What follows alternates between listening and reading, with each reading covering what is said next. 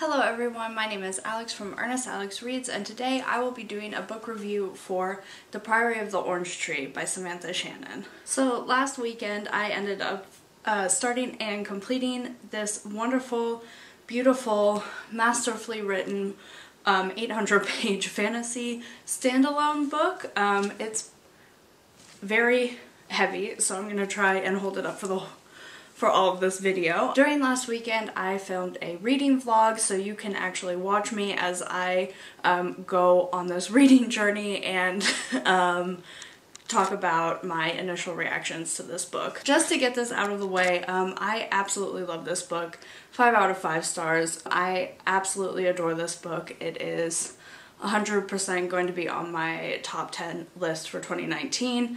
It's one of my new favorite books. So it is a few days later and I have gathered all of my thoughts and all of my emotions as pertains to this book, and I thought I would do an actual sit-down book review and try to explain why I love this book so much. I am going to be honest by saying that I first found this book because of this amazing, beautiful, aesthetically pleasing cover.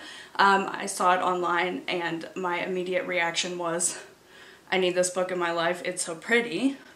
And then I read the synopsis and that emotion turned into, oh my god, this sounds so amazing. I need this story in my life. Before reading this book, I was a bit worried because it's a standalone fantasy novel that is over 800 pages. And I was worried, and because of the length, I was worried about pacing and if I would be interested for the whole 800 pages. I was a bit worried about starting a 800-page book and there being the possibility of me forcing myself to read hundreds and hundreds of pages if I didn't care about the characters and the plot. I was also a bit worried because dragons play a central role in this fantasy world, and I think it's been 10 years since I've read a book about dragons or featuring dragons. So I didn't actually know what my thoughts on dragons were in fantasy. Both of my worries turned out to be uncalled for. The pacing of this book is incredible, in my opinion.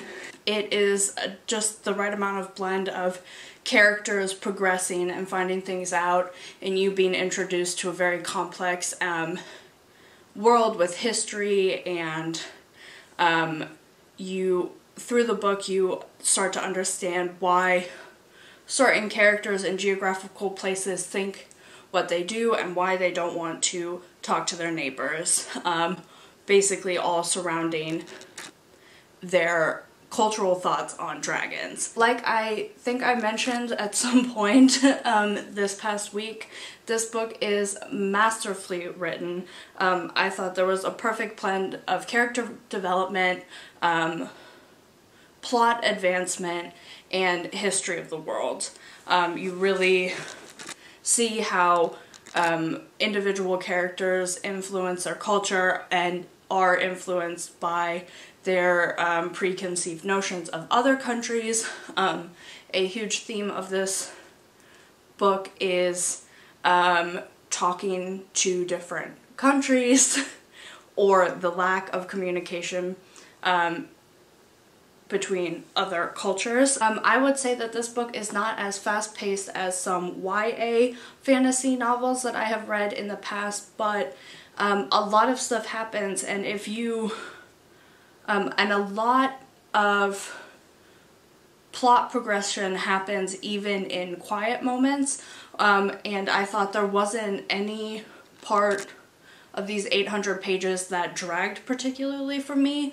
You were always getting more information, the plot was always progressing, and you were always learning more things about the multiple main characters and the world, country alliances, and history and folklore of the world. Like I said, this book follows multiple perspectives and from people from multiple cultures with a variety of different ideas. All of your main characters are for the majority of the book in different geographical locations and different cultures and have to deal with different hardships. I thought each character was super well developed. They had different distinct personalities, they had different motivations, they were coming from completely different places, and each of the narrators were, I thought, were so interesting and compelling that I wasn't annoyed when the chapter stopped and you went across the world and started following another narrator. In this book, it was like, yes, I need to know about all of these characters. I love them all. I want to protect them all. There are a couple that resonated with me more than other ones, but I still was like, I need to know all the information. I need to know what's happening with all of these characters. And another great thing that I thought about this book is the plot is being built up from page 1, but I could never really guess how the book was going to end and how, which meant that I could enjoy plot developments as they were happening, and I was more affected by that. Some books that I do read, some books that I've read in the past, you can guess what's going to happen very early on in the book, and I don't really enjoy that. So I'm glad that it didn't happen with The Priory of the Orange Tree. This book does a great job in incorporating myth and religion. The Priory of the Orange Tree is a diverse feminist fantasy standalone, and I was so happy about that. There is a slow burn romance in this book. I absolutely adore this. If you're looking for female-female romance, this book has it. And there is also one of the narrators is also a older gay man. All this to say, I highly recommend this book. I'm so happy that I have it.